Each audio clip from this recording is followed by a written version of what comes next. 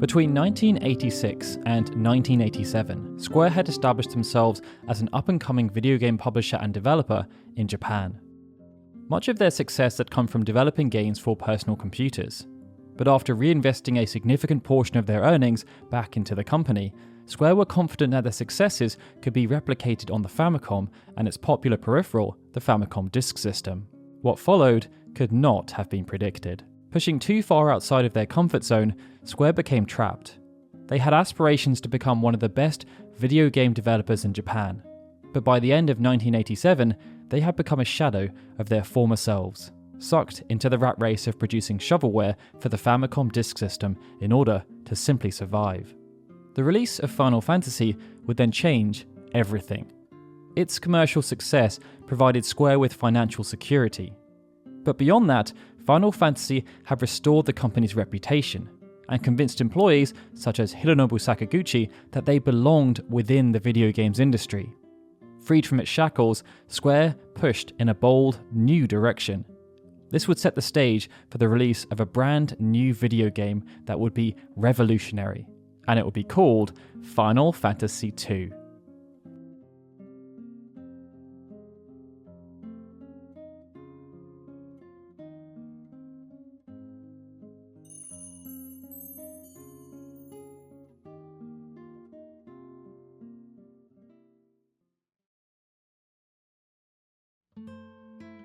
Soon after Final Fantasy had been released, it became clear to almost everyone at Square that its performance and impact within the industry was quite unlike any game they had released in the past. Reviews were very positive, praising Final Fantasy for its merits, and within weeks, huge chunks of the initial shipment of 400,000 units had already been purchased, generating vast sums of money for Square in a short period of time. Given the amount of capital they now had access to, it would have been easy for the management layer to become giddy with excitement. But the decision was taken to be pragmatic. They did not want to repeat the mistakes of the past. Even though 1987 had not been a very profitable year for Square, 1985 and 1986 had been. The release of games such as Will, The Death Trap 2, Cruise Chaser Blasty, and Alpha had provided a solid base. Feeling empowered and ambitious, the management team splurged on a fancy new office in Ginza, rewarded long-time employees with full-time contracts, and hired a raft of new part-time employees so that they could develop more games simultaneously. The plan had been to capitalize on the ever-growing home console market. But with no arcade library to leverage, and none of their innovative titles creating a strong enough user base, the growth and expansion that had been envisioned never materialized. That was until the release of Final Fantasy. The success of this game provided a legitimate platform from which Square could grow, and it became obvious to the leadership team that, in order to take advantage of the opportunity that had presented itself, they would need to change. For over a year, Square had been driven by a relentless pursuit of short-term gains, as they felt there was just no other choice. They believed that by producing so many games, it would sustain the business and increase their chances of creating a smash hit. As such, they produced 10 games during this period, publishing even more. And with only a limited number of employees available, the turnaround time kept getting shorter and shorter, and the quality kept on diminishing. Final Fantasy then became that smash hit they were searching for. But the reality was that the objective had been achieved in spite of the approach they had taken, not because of it. Many of the games they produced during this period were not done so because the creator had a spark of inspiration. They were instead created because the management layer had imposed its will and steered the creator to make something they thought would sell. Final Fantasy was the opposite. It was driven by Hironobu Sakaguchi from inception through to completion. The passion was there when the initial vision was delivered to the entire company, and that passion then manifested through everyone who became involved with the project. They believed in Sakaguchi's vision and were willing to put themselves through hell to ensure it did not just deliver on expectations, but exceed them. This made Square realize that the previous approach was not sustainable. Staff were burning out and becoming disillusioned.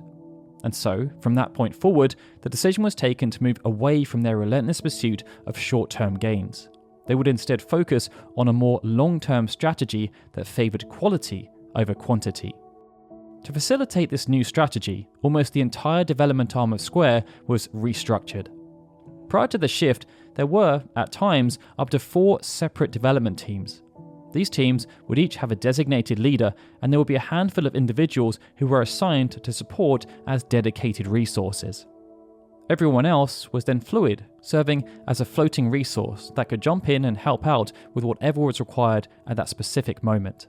This approach had worked when Square was pumping out as many games as possible, but when thinking more long-term and having that focus on quality over quantity, it was determined that for Square to be more productive and deliver more positive results, they would need to have more consistency. This mantra was related to consistency of product, consistency of vision, and consistency of staff, and it drove the decision to restructure. The new setup would see there be just 2 main development teams, one led by Sakaguchi and the other led by Kazuhiko Aoki. And the 2 other teams, one of which was helmed by Hiromichi Tanaka, will be dissolved and then absorbed. These 2 new teams would each have a clear objective. Aoki would work with a smaller group of individuals that included the likes of Takashi Tokita and Masanori Hoshino. Their task would be to focus on designing something innovative and fun, on a much smaller budget. This would end up manifesting as Hanjaku Hero, and Bits Laboratory, a development studio who had also contributed to King's Knight and the Famicom port of Thexter, would be contracted to help Aoki's team deliver on their vision. Sakaguchi would then be responsible for leading a team that included the likes of Hiromichi Tanaka, Kazuko Shibuya, Nasir Jabeli, Koichi Ishii, and Akitoshi Kawazu. They would be given much more budget, and provided the task of building upon what was accomplished with Final Fantasy, leveraging the brand to create a sequel that would surpass the original in every conceivable way. There were just 2 problems though. 1, they had never planned to create a sequel, and 2, not long after the release of Final Fantasy, Enix released Dragon Quest III. Even though Square had developed a plethora of games prior to the release of Final Fantasy, they had seldom developed any continuations. In fact, only 2 of their games could be categorized in this way. The first was Will: The Death Trap 2. Released in mid-1985, Will was a follow-up to Square's first ever game, The Death Trap. When compared to its predecessor, Will would end up being a relative smash hit. Whereas the original sold only 3,000 copies, the sequel sold over 100,000, generating 19 times more revenue. Such was its success that the revenue generated by Will was used to lay down the foundations for Square to exist as a sustainable company. The second game was JJ: Tobidase Daisekusen Part 2. This game was released on the 7th of December 1987, just before Square went to market with Final Fantasy. Developed by a skeleton crew, it was designed as a quick and easy follow-up to the original game that had been released earlier in the year. Nasir Jabeli would act as the chief architect, with limited input provided by Sakaguchi and Tokita. And instead of being developed for the Famicom Disk System, it was developed for the Famicom. However, even though the sequel would still make use of stereoscopic 3D, to gain the full effect, players would be required to purchase the all-new Famicom 3D system. Unlike Will: The Death Trap 2, it's assumed that this sequel did not fare so well. Reviews were not as positive, and sales were so low that they were never disclosed within any of the traditional white papers. From a publishing perspective, Square had also overseen the Deep Dungeon franchise. Developed by Hummingbird Soft, the original Deep Dungeon was a first-person dungeon crawler that was heavily inspired by wizardry. Square's involvement was through the Disc Original Group, a publishing collective that contained 7 different companies.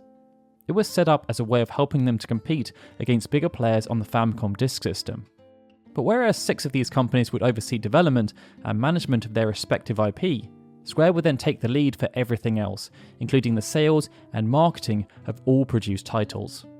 Due to the success of the initial Deep Dungeon, Hummingbird Soft decided to work on a follow-up, and as it was published by the Disc Original Group, Square would again oversee everything relating to sales and marketing. This follow-up was built using an iterative approach to development. Instead of making wholesale changes to graphics and overarching game design, the development team instead chose to focus on making smaller tweaks that would remove pain points and increase enjoyment. Additional effort was then placed on improving the scale of the experience. Many of these changes would end up being positive, and Deep Dungeon was received in a more favourable sense by critics.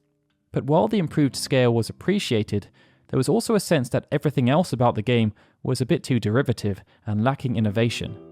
Perhaps as a consequence, the commercial performance of Deep Dungeon 2 was lacking in comparison to the original.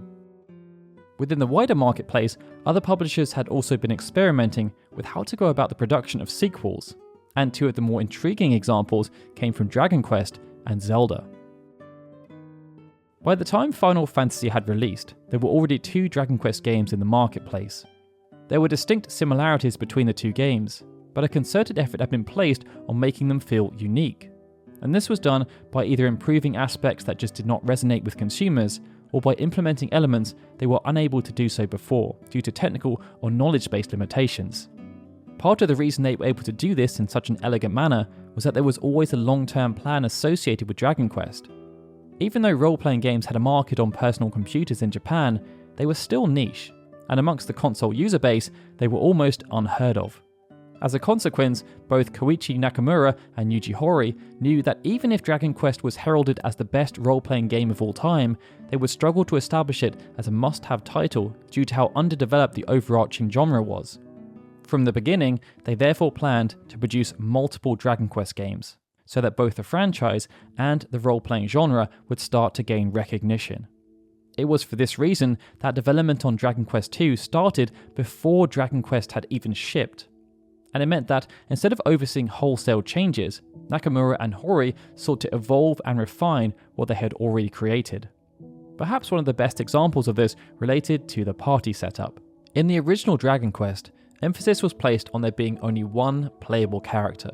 This had a significant influence on gameplay as it forced the battle scene to focus on one-on-one combat. But this was not the original vision. Instead, Nakamura was required to compromise. Having been influenced in a big way by Wizardry, Ultima, and Questron, Nakamura sought to implement whatever he could. And with respect to party building, Wizardry had a complicated system that saw numerous characters band together to create a party. Nakamura had wanted to create something similar for Dragon Quest, but as he was unable to, the decision was taken to use the original game as a stepping stone towards a much grander vision. Dragon Quest II would be much closer to that vision, as a party of 3 was created.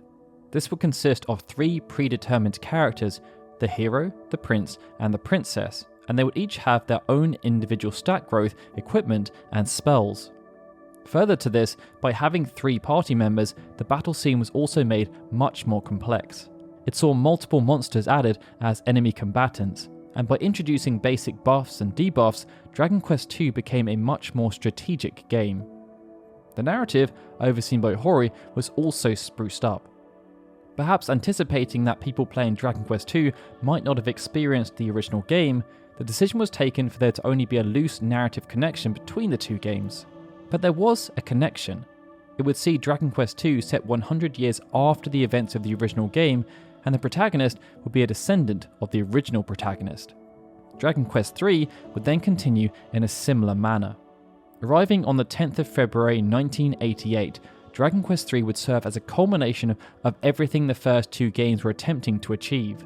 This was accomplished by the developers continuing to iterate on mechanics that worked, removing mechanics that just didn't resonate, and by introducing new mechanics that would serve to enhance the overall experience. Relating this back to the party setup, it would see Dragon Quest III feature a dynamic system that was far more advanced than Dragon Quest II. The initial member of the party would be the quintessential hero, and they could either be male or female. But additional party members could be recruited at the tavern, and they could be swapped in and out of the active party. To build upon this, a customizable class system was introduced that featured 8 distinct roles.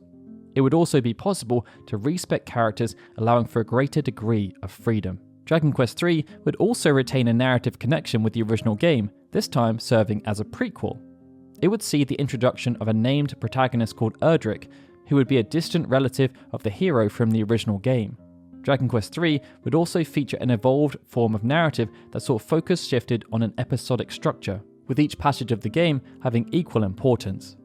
Upon its release, Dragon Quest III validated this consistent and evolving approach. It sold more than 1 million copies on its first day on sale, and almost 300 students were arrested for truancy, having skipped school to play the game. By the end of its first week on sale, 3 million copies had been sold, seeing the game gross 20 million yen, or the equivalent of around $154 million at the time. This was nothing short of sensational in the context of the home video game market, and it showed that role-playing games were no longer on the periphery. Later that same year, another huge game for the Famicom, The Legend of Zelda, would see its own sequel produced. The original game had sold 1.6 million copies on the Famicom disk system, making it one of the best-selling games for Nintendo's ailing peripheral. As an action-adventure title, The Legend of Zelda stood apart from games that served to influence its development, games such as The Tower of Duraga. Critics lauded the game's graphics, music, and subtle narrative, but the majority of praise was for its compelling gameplay and how it connected with the need to explore. Shigeru Miyamoto would later reveal that this aspect in particular led to a lot of nerves ahead of the game's launch. Even though they were quite sure that Zelda was fun to play, there was also an appreciation that this was the first game they had developed where players would have time to ruminate about what they should do next. This was a far cry from games such as Donkey Kong, Excitebike, and Super Mario Bros., and the worst fear was that players would just get bored, or even worse, stressed out by having so much freedom. After The Legend of Zelda launched and became a critical and commercial success, these fears were dispelled in an instant. To capitalize, Nintendo were quick to start work on a follow-up, and it would again be developed for the Famicom disk system.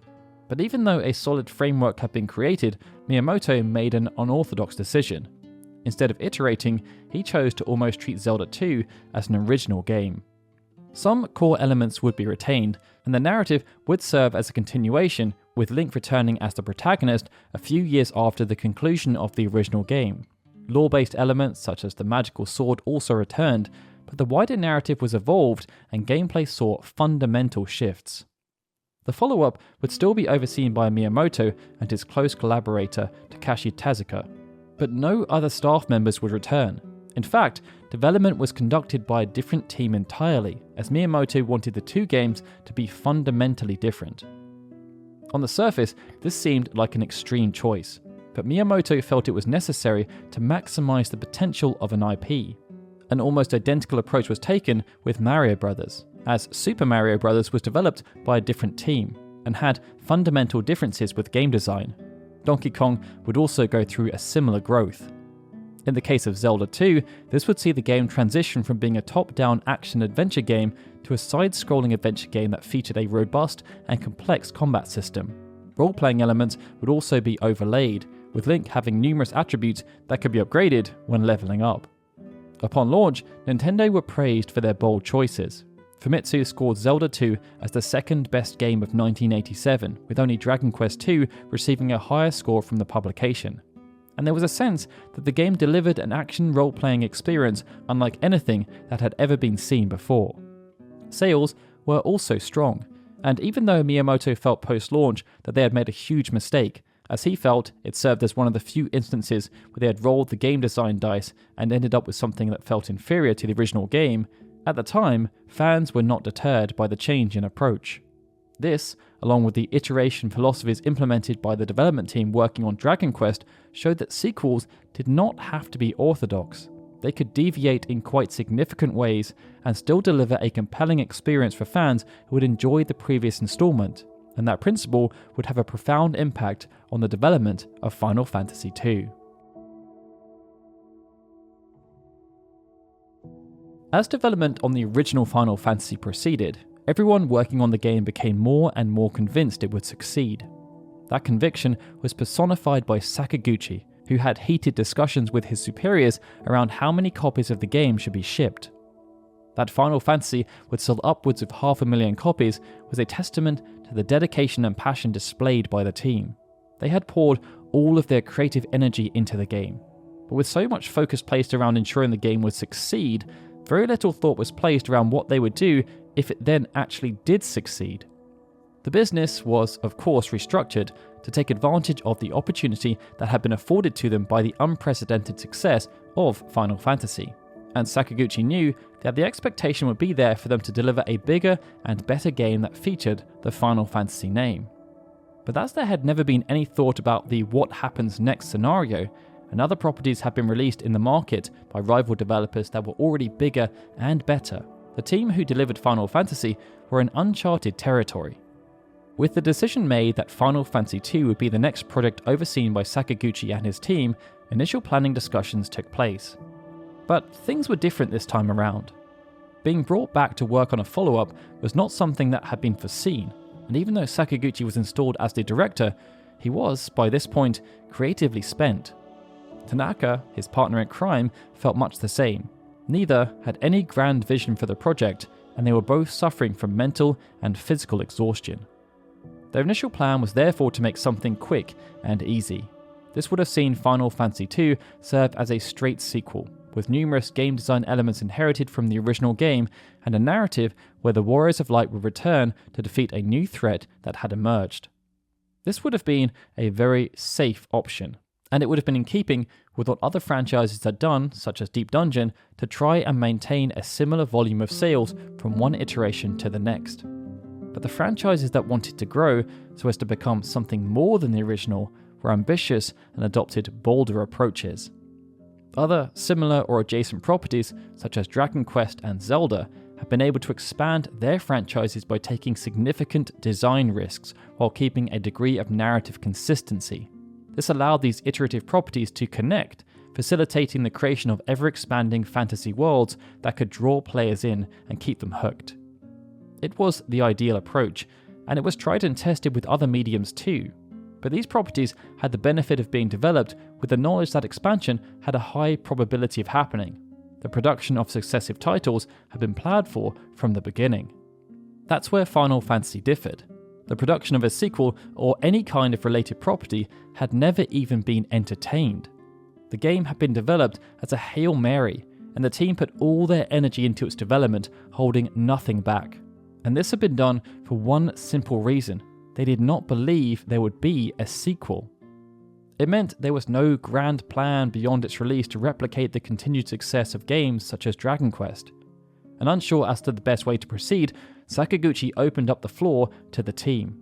If they wanted Final Fantasy to make a real splash and grow to be a true competitor to Dragon Quest, he accepted that playing it safe was not the right approach. After all, Square had tried this countless times before, and they had only succeeded with Final Fantasy by doing the exact opposite of what was expected. However, as they had no fresh ideas themselves for how this could be accomplished with Final Fantasy II, there was a hope that maybe someone in the wider team had some ideas they were passionate about and wanted to share. As it turns out, someone did, and that someone was Akitoshi Kawazu. Kawazu was born on the 5th of November 1962, about 50 kilometers north of Mount Aso. He grew up in the small rural town of Oguni, but despite being surrounded by nature, Kawazu was not the most athletic of children. Much of his time was instead spent dreaming. And in those dreams, Kawazu would create an alternate reality where he would be projected as the dynamic hero of any given scenario. At school, this played out in the form of creating games, of which Kawazu would be the architect. He would use the backs of supermarket flyers to jot down ever-expanding rule sets. And after being exposed to science fiction, these bespoke games started to become more and more grand in scale and more complex in their execution. Star Wars and Star Trek would be two properties with which a particular fascination was developed, and it would be through the latter franchise that Kawazu was introduced to video games. Having been accepted into the science school at the illustrious Tokyo Institute of Technology, Kawazu was given access to the latest computers, including the Apple II. And it just so happened that a new Star Trek game was being produced for that system. This acted as a gateway. Kawazu would spend afternoons playing games on the Apple II, but his friendship circles were also obsessed with importing board games from North America. They would spend hours attempting to understand the English rulebooks, but as they weren't fluent, much of their time was spent focusing on how they could have fun with the frameworks they at least did understand. This then afforded Kawazu an appreciation for the underlying rules that governed board games, as he felt they were more important than the finer details. Having spent so much time studying board games and video games, Kawazu dreamt of one day being able to create similar experiences of his own. But such jobs were in short supply, and his parents did not deem creating video games as a sensible career choice. With graduation looming, Kawazu instead managed to secure a junior position at Sony. But due to some unfortunate personal circumstances, he was unable to accept the position. The backup plan was to try and land some part-time work. And one of those jobs was a junior writing position at a magazine called Beep, where he wrote reviews about the latest video game releases. It was a fun job, but far from secure. So while working at Beep, Kawazu continued to look for alternative sources of employment and managed to secure a position at a software company. This was a good confidence booster, but right before starting, Kawazu backed out. He wasn't quite ready to give up on his dream of creating video games, and he knew that if he accepted the job, he would never again have the impetus to chase that dream. It just so happened that Square were looking to hire at that time, and having been familiar with the company after being exposed to their games while working at Beep, he decided to apply. After joining Square, Kawazu supported however he could, before being assigned to Sakaguchi's team to work on Highway Star and then Final Fantasy. Due to his experience with board games, Kawazu was an invaluable asset to the team. Even though numerous design concepts had already been established by the time he began working in earnest on Final Fantasy, Kawazu was able to create systems for battling and progression and worked with the programmers to bring these concepts to life. Due to the limited time assigned to development, these systems were quite standard and would be familiar for those who enjoyed role-playing games, either in tabletop form or via earlier video games such as Ultima or Wizardry. But as there would now be more time and budget assigned, Final Fantasy II would not be bound by the same constraints. When Sakaguchi opened up the floor for suggestions, Kawazu felt it was his chance to play the hero once again. The design concepts proposed by Kawazu for Final Fantasy II related to almost every facet of design. It meant there would be significant changes proposed to the narrative, the world and its supporting lore, and to the gameplay and wider progression of characters. This represented a significant risk. Final Fantasy had resonated with audiences, and based on how typical follow-up properties were handled, that audience would come into Final Fantasy II with expectations. If too much was changed, there was therefore a risk that audiences would be turned off and alienated. For this reason, the core team felt it would be wise to come up with a list of underlying principles that they felt Final Fantasy II would need to contain in order for it to still be considered a Final Fantasy game and a follow-up that would, on some level at least, make sense to consumers. Final Fantasy II would therefore retain the same core battle system with minor enhancements made to ensure it evolved in an appropriate manner.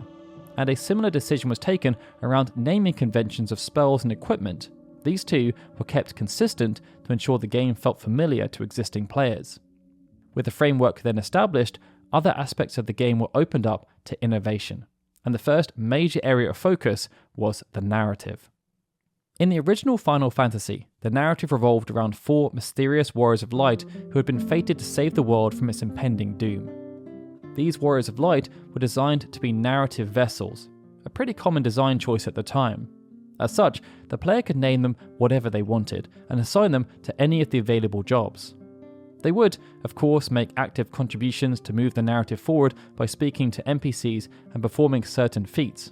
But outside of this, there was no specific character development, and their contribution to the game's wider lore was largely passive. Final Fantasy II would scrap almost every single one of these narrative mechanics. From the outset, Kawazu had planned for the party of characters to have predetermined names. This represented a fundamental shift, as it would remove an element of customization from the player. But there was a belief that without taking this step, it would not be possible for the party members to have any kind of meaningful relationships with each other, nor the world around them. The original draft was written by Kawazu in the first few months of 1988, and although there would be similarities to the final script, there would also be stark differences in terms of its actual plot, its execution, and how it related to other design elements. This initial draft would focus on the Kingdom of Altair and a conflict based around succession.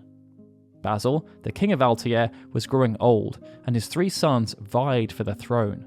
Philip, the eldest son, was the natural successor by birth, and was also a knight of significant valour. But Basil preferred the crown to be passed to Roger, his third son. As such, factions formed around the two sons, with powerful figures choosing which to back based on how their positions might improve within the kingdom following the passing of King Basil. Richard, the second son, would want no part of this and chose to leave the kingdom, but he would still find himself embroiled in the fight for succession. After leaving Altair, Richard joined the armed forces of the neighbouring kingdom of Elude. Their king, Heinrich, would seek to take advantage of the civil unrest brewing in Altair, and with Richard by his side, would have a claim on the throne. There would also be another faction involved, but they would have no specific interest in the kingdom of Altair or the crown. Decades prior to the events of the plot, the evil dragon Gawain had been defeated, and monsters were forced to live in the shadows and fight for scraps as a consequence. Gawain's daughter, Dole, now sought to unite the monsters and gain revenge on humanity. When compared to the original Final Fantasy, this proposed narrative was far more complex. There were rival factions and named characters, and they had clear motivations that were at odds with each other. Time was also taken to craft backstories and wider lore. Gawain, for example, was slain by a legendary hero called Firion, who sacrificed his own life to rid the land of evil. The supporting cast was also planned to include characters such as Minwu, a man who aspired to be the ultimate mage, Leon, a famous knight who hailed from the town of Bamberg, and Hilda, a female knight who stood in direct opposition to the monsters as they had abducted her mother when she was young. Paul, Gordon, and Layla also featured in similar guises, and there was a character called Rigel who was described as being a cold-hearted dark knight. These plot details would then be tied together by an intricate narrative that would have branching paths, with the paths dictated by which actions the player chose or indeed did not choose to take. For example, the player could have ended the game with Philip, Richard, and Roger all having been killed. This meant there would be no natural successor to the throne of Altair, and it would be open to a third party. The player could also choose whether to slay Dole and defeat the entirety of the monster faction. This choice would then work in conjunction with notions of fame and wealth to create multiple possible endings. Beyond that, during this early stage of development, there were also plans for Final Fantasy II to have a morality system, something that would have changed the way NPCs responded, and the system would have then been used to influence which characters joined the party. The passage of time would have also further complicated proceedings, as it could influence how and when certain events took place, or indeed whether they took place at all. To say this was ambitious would be an understatement, especially since all of this was still planned to happen on the modest 8-bit infrastructure of the Famicom. But it was the exact kind of thinking that Sakaguchi needed. Kawazu was bursting with unique and innovative ideas, but they needed to be refined, and that was where he came in. Sakaguchi spent weeks modifying Kawazu's draft script. The idea was to take elements that worked while simplifying them as much as possible into something that was coherent and workable within the limitations of the Famicom. A revised first draft was produced on the 11th of March 1988. This new draft promoted Firion from being a mere lore entry into the role of main protagonist, and he would be joined by two new characters in Maria and Guy, and Leon, another character who had featured in the initial proposal, but would now take on an adjusted role. Altair would also retain its importance within the narrative, but King Basil and the two faction-leading sons would be removed. Richard, however, would survive the cull, transformed into a nomadic dragoon who was the last of his kind. Many other characters would undergo similar shifts. Hilda, for example, was now the leader of a rebellion, and Gordon was changed from being a cruel bounty hunter into one of the princes of Kashuan. An oppressive empire was also created to serve as a clear, overarching antagonist. This revision would be nowhere near as ambitious as Kawazu's original draft, but the overriding sentiment was retained. They knew that a more complex story was necessary, and this revised draft would still be much more complex and involved than the story created for the original Final Fantasy. To ensure it delivered on multiple levels, Sakaguchi also wanted to introduce some narrative concepts that were prevalent within Hollywood movies, such as the classic rug pull. From the very beginning, it was planned that Leon would be taken prisoner in the opening encounter. How this manifested would change as the script evolved, but Sakaguchi felt it was necessary to shock players immediately, forcing them to become invested within the first few minutes of the game. Over the coming weeks, Sakaguchi would continue to refine this script, working with Kawazu and Koichi Ishii to ensure it hit all the right beats. But as with the original game, the script would then be passed off to a freelance author called Kenji Terada. Terada was born on the 11th of July 1952 in Tokyo, and would end up attending a well-regarded high school where he explored illustration and literature. Many of his fellow classmates would end up going on to accomplish impressive feats, and one of them would become a founding member of Square. After graduating from high school, Terada attended the prestigious Waseda University. Here, he studied European history, and alongside his studies, time was spent pursuing illustration as a potential career upon graduation. During this time, Terada's illustrations were published in numerous high-profile newspapers and magazines, and due to the quality of his work, more and more opportunities continued to arrive. Due to the nature of these opportunities, Terada would often be pushed beyond illustrations, and he even became involved with animated productions. After graduating, Terada continued to explore this line of work, and would become involved with writing numerous screenplays for anime. And in 1980, Terada would join Osamu Tezuki, the creators of Astro Boy, as a chief assistant. Throughout this time, Terada would work on numerous animated shows, and two in particular, Space Cobra and Cat's Eye, had become popular amongst some of the staff at Square. Due to the connection Terada had with one of the founders, it was therefore suggested that they should collaborate, and so Sakaguchi, Hisashi Suzuki, one of the senior business development employees at Square, and some of the other prominent developers at the company decided to meet with Terada. Impressed by how the conversations went, Sakaguchi extended an offer to Terada, tasking him with helping them to make a game that would make people cry. At the time, Terada was working on a manga called Kinukiman. It was through this work that he had gained a reputation for writing such narratives, with the producer of Kinukiman even giving Terada the nickname Tearjerker Terada.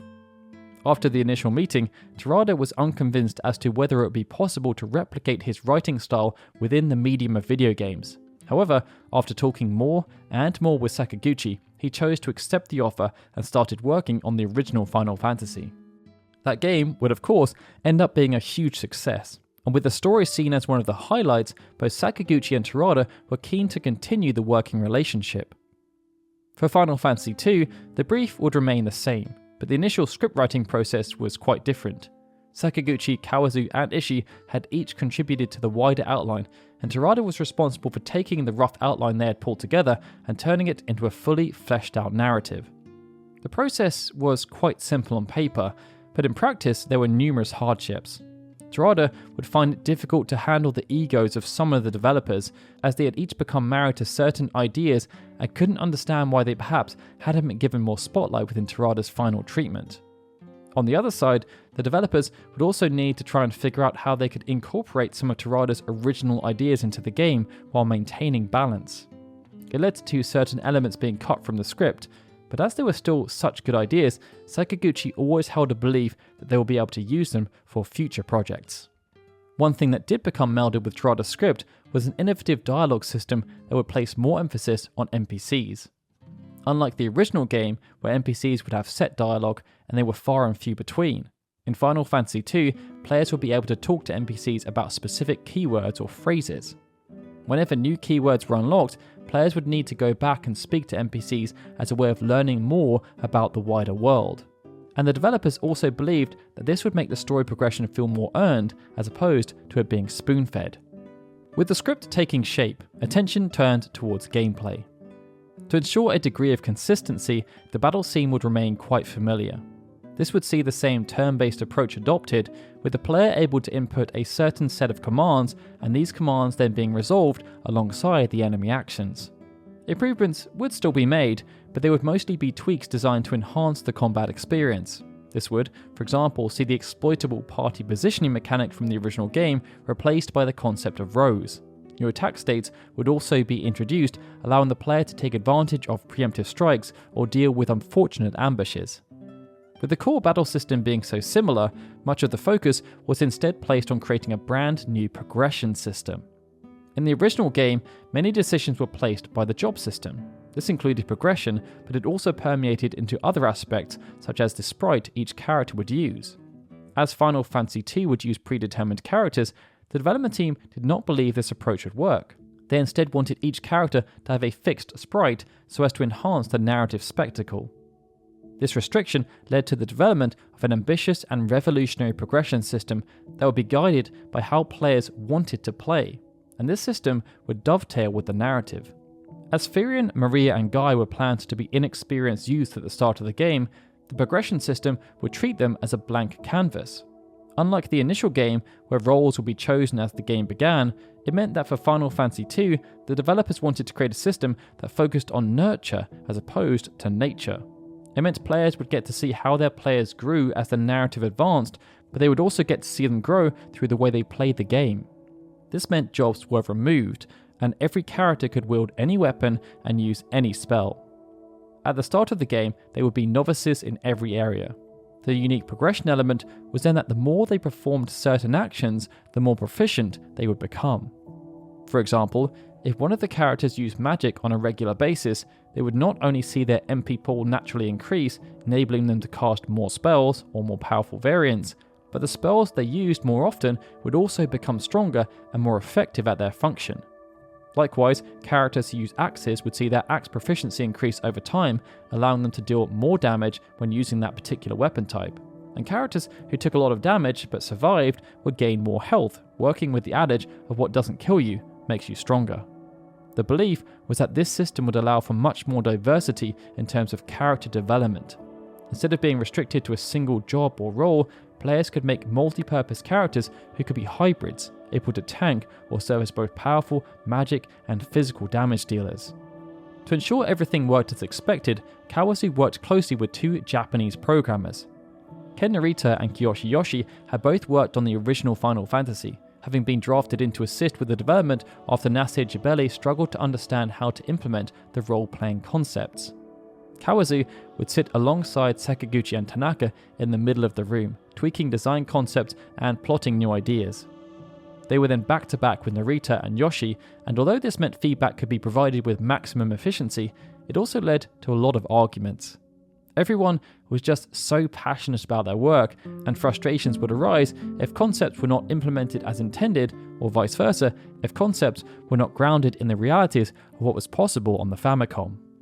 Even though Narita and Yoshi continued to assist, and their roles were expanded due to the more complicated nature of the progression system and how that integrated into the battle scene, Jebeli would still be involved.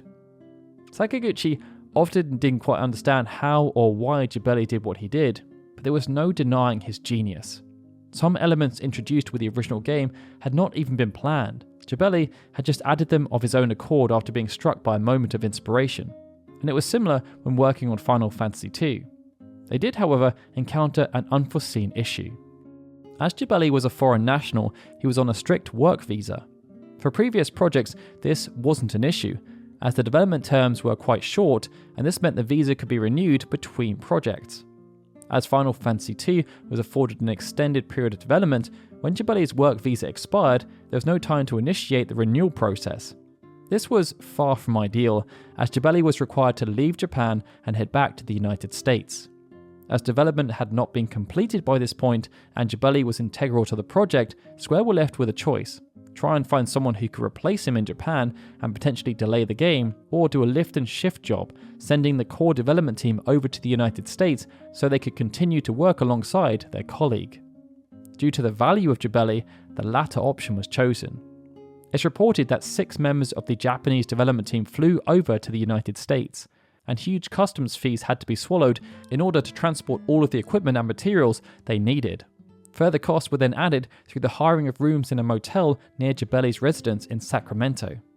In hindsight, this was beyond extreme, but it showed how dedicated everyone was to the project, and that motel became a temporary staging ground, with everyone working there throughout the day and sleeping there at night. It was an extreme situation, but by the end of this period, Final Fantasy II was in very good shape. As interest and intrigue built around the upcoming release of Final Fantasy II, Square were keen to take advantage of the situation they now found themselves in. Extra budget had been allocated throughout development. This had been used to hire new staff, spend more time on ensuring Kawazu's grand designs would manifest in a meaningful way, and even shifting development over to the United States. They would also spend more effort on debugging, with the likes of Hiroyuki Ito and Takashi Tokita drafted in to find any game-breaking errors or pitfalls. Everyone was confident, but to ensure the commercial performance of Final Fantasy II wasn't left to chance, extra budget was also assigned to marketing and improving general awareness. This saw Square featured in numerous video game publications throughout development, with Kenji Terada and Nasir Jabeli serving as the focal points due to the fame they had accrued from projects unrelated to Square or Final Fantasy. The rest of the team would then feature in video productions, with publications visiting their offices to learn more about the development process. Square would also produce a short television commercial. This commercial was very different from what you might expect today. It featured the actual developers who worked on the game playing the game, numerous pieces of concept art and some of the music that had been composed by Nobuo Uematsu, and an alternative and unorthodox logo. Nonetheless, all of this was a strong show of intent, and it set the stage for the Japanese launch. Final Fantasy II launched in Japan on the 17th of December 1988. It was almost one exact year since the launch of the original game, and so much had happened during that time. The Famicom had continued to prosper, consolidating its position as the market-leading home console in Japan.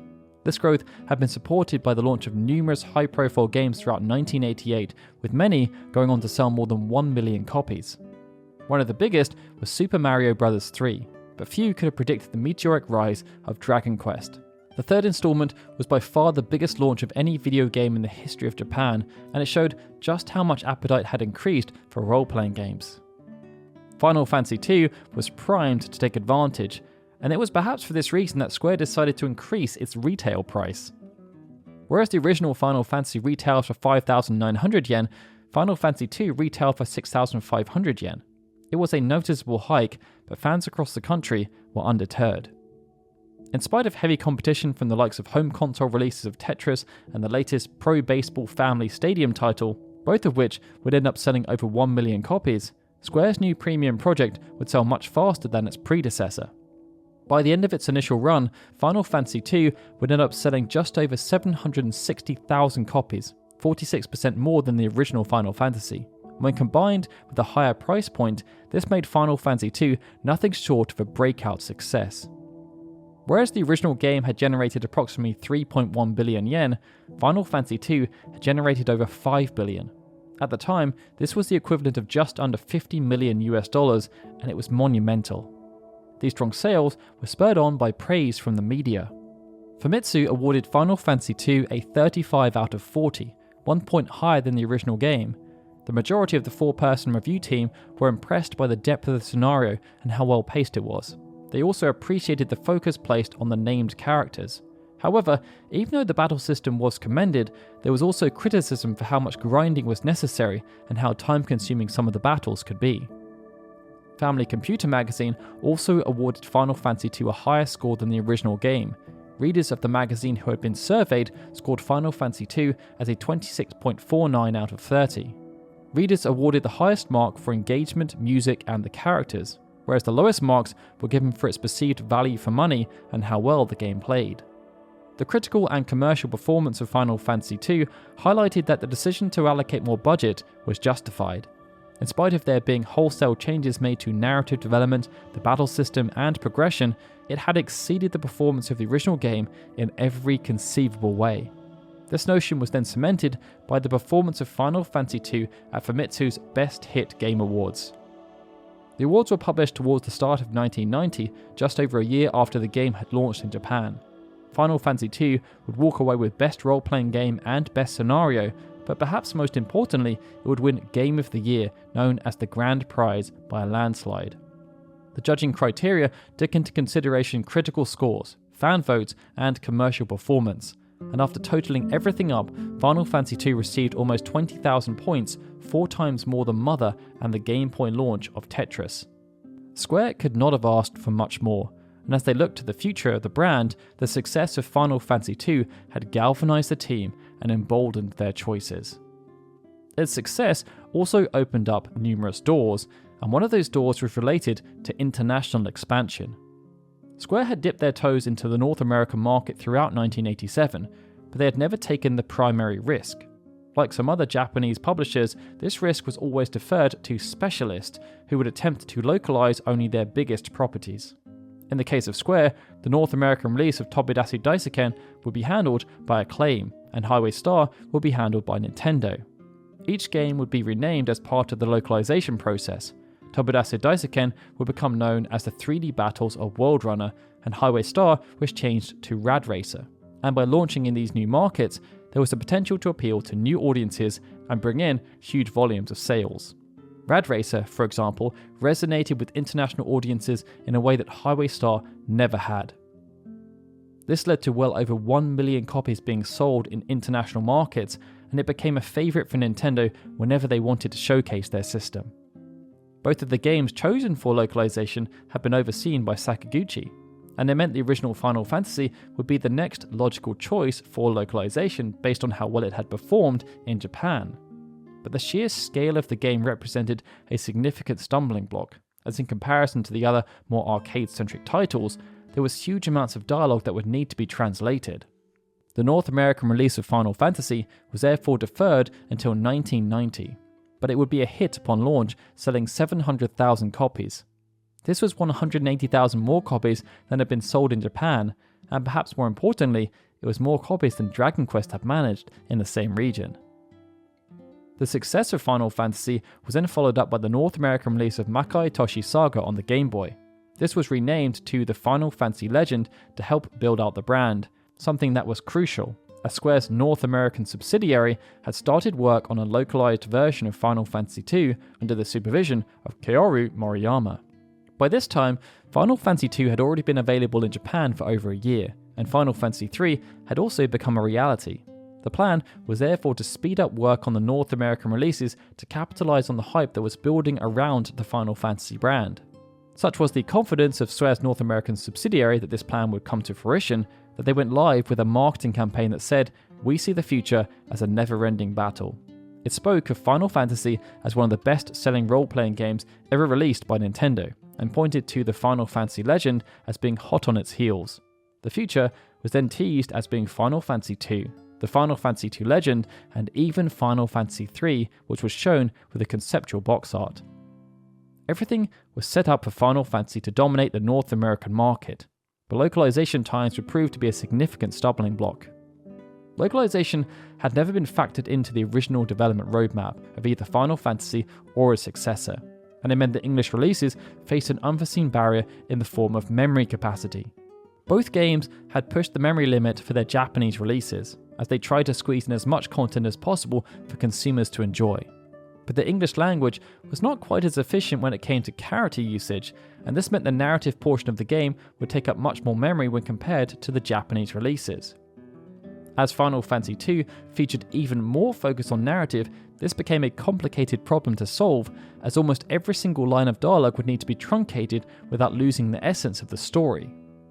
Nonetheless, Square's North American team went about this task as best as they could, and a beta version of the game was produced. Ahead of an intended launch, further promotional assets were also created, with emphasis on a new subtitle which would see the game called Final Fantasy II: Dark Shadow over Palakia. However, due to everything taking so long, Square ended up cancelling the North American release of Final Fantasy II. By this point, the Super Famicom had already been released in Japan, and in North America, the launch of the Super Nintendo was on the horizon. As such, there was a belief that even though releasing Final Fantasy II would generate revenue for the North American division, due to how old the game would be and there being so much focus on 16-bit gaming, its performance would be undermined. Square also felt as though it could lead to confusion amongst the player base, as there would be no time to localize Final Fantasy III. As such, focus was shifted towards localizing Final Fantasy IV, which in North America would be positioned as a 16-bit follow-up to the original game and released as Final Fantasy II. Gamers in North America and Europe would not actually get to experience Final Fantasy II until almost a decade later, when it was released on the PlayStation as part of the Final Fantasy Origins collection. However, due to how much time had passed, this release was not a one-to-one port of the original game. It was instead based on a remake that had been produced a year earlier for the WonderSwan color.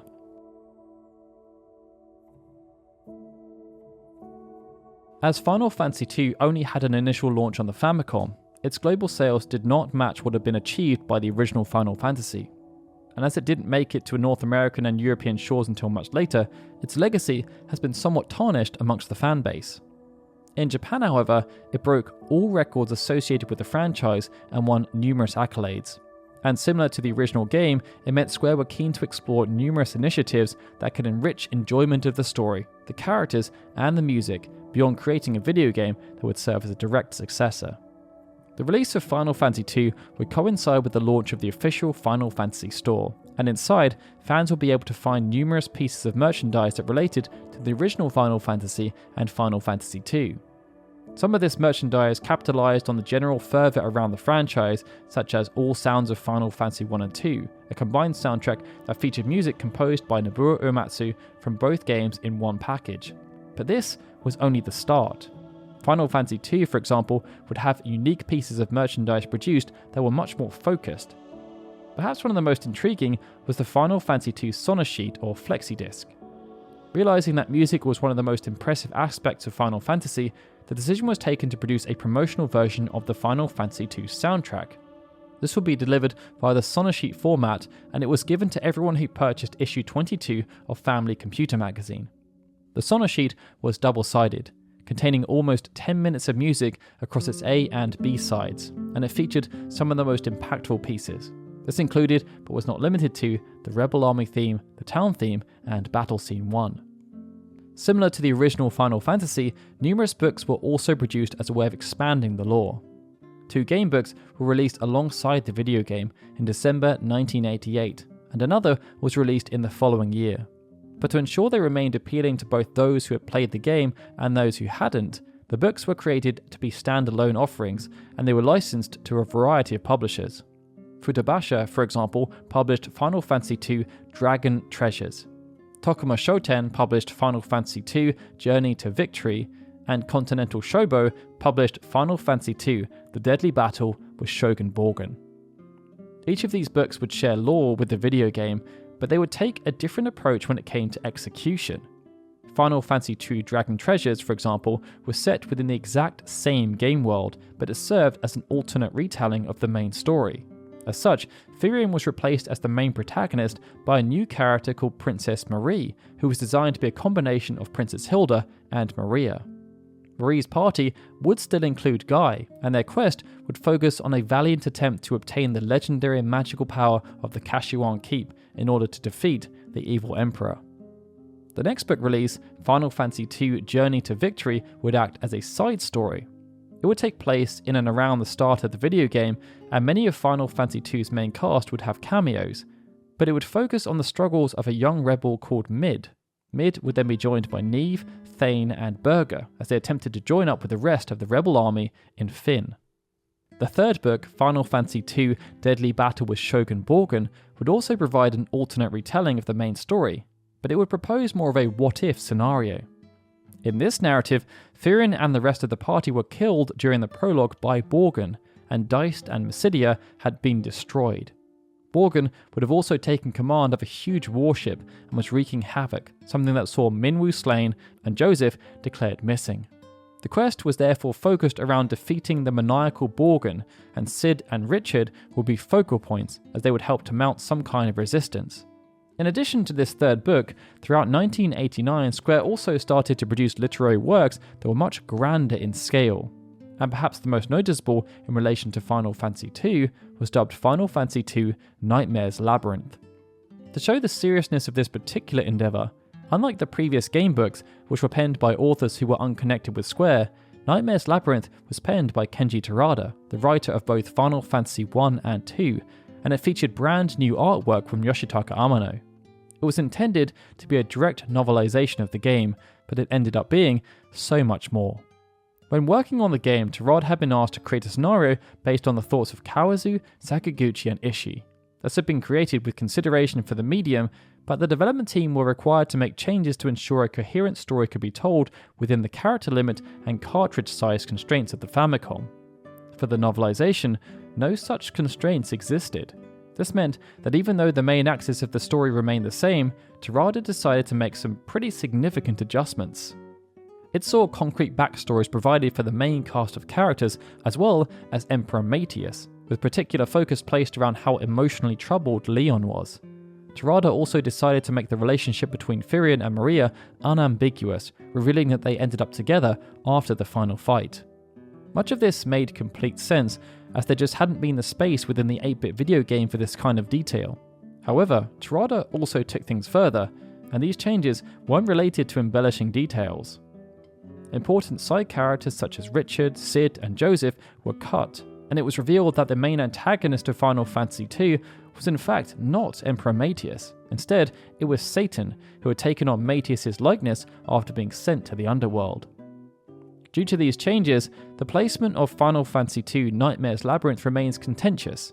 In some regards, it's viewed as a faithful recreation of the story that Terada wanted to tell, but it strays away from the story that Sakaguchi, Kawazu, and Ishii wanted to tell when it comes to the video game, and that has to serve as the ultimate authority. As the years went on, the influence of Final Fantasy II would be clear on numerous levels. It was, for example, the first entry in the franchise to feature chocobos. This creature would since become a prominent part of the franchise, even fronting an entire collection of spin-off games. Final Fantasy II would also see the first iteration of a character called Sid, and a character who featured the name Highwind.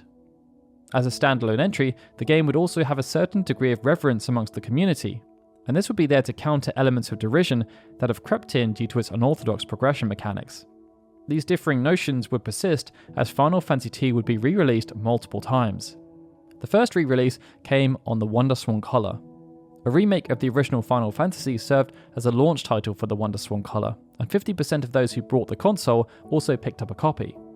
As the install base of the console was expected to grow, Square committed to remaking not just the original Final Fantasy, but its two 8-bit predecessors.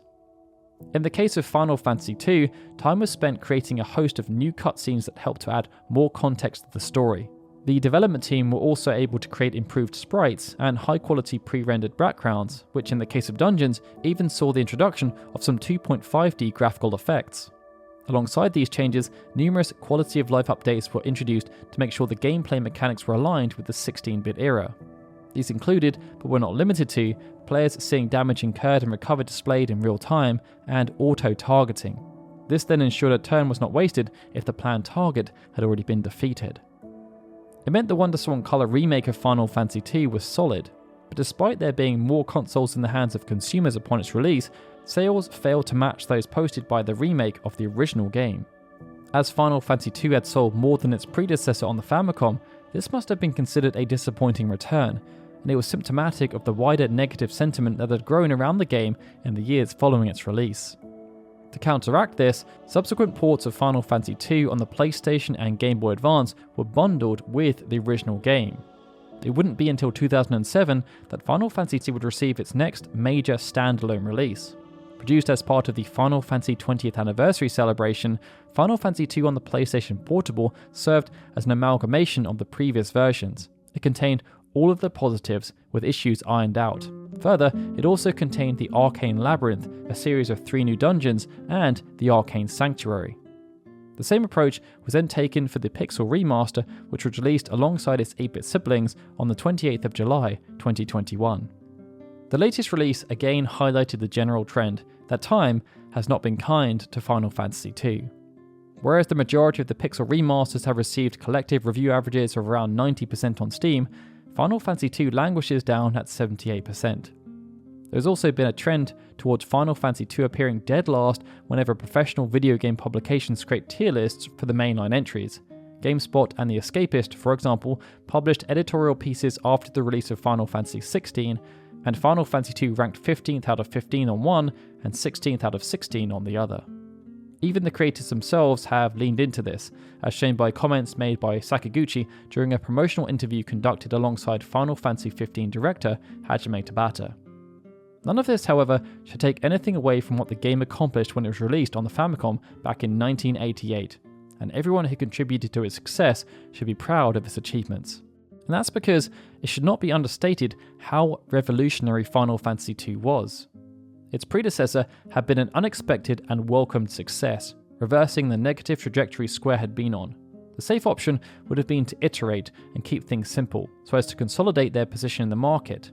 but Sakaguchi decided to trust in his team and backed the machinations of Akitoshi Kawase.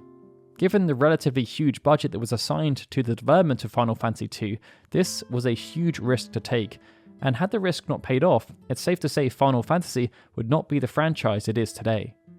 Its incredible commercial performance galvanized the team, and emboldened by its critical reception, they doubled down on their approach. From that point forward, each Final Fantasy would follow an unwritten creed.